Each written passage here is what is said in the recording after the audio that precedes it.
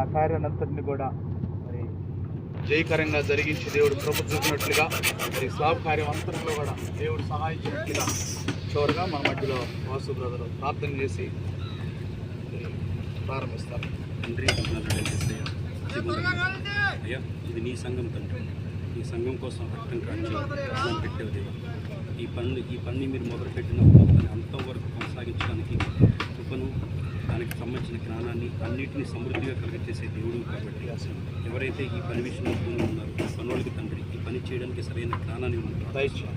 ఈ స్లాబ్ విషయంలో ఎక్కడ ఎటువంటి మిస్టేక్ జరగకుండా, ఎవరికి ఎటువంటి ఇబ్బంది కలగకుండా ఇది ఒక మేలుకరగా ఉండేటట్లుగా కృప చూపించుకుని ప్రార్థిస్తూ ఉంటారు.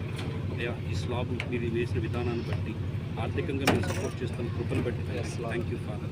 దేవా, నీ నామానికి మహిమకరంగా ఉండేటట్లుగా ఏ చిత్తంతో మీ సంఘం వరకు ప్రాణం పెట్టారు చిత్తాన్ని తండ్రి, ఆ చిత్తం మొత్తం మీ సంఘంలో నెరవేరినట్లుగా ఈ సంఘం తండ్రి మధుర సంఘంగా ఉండేటట్లుగా చూపించుకుంటాం ఫాదర్.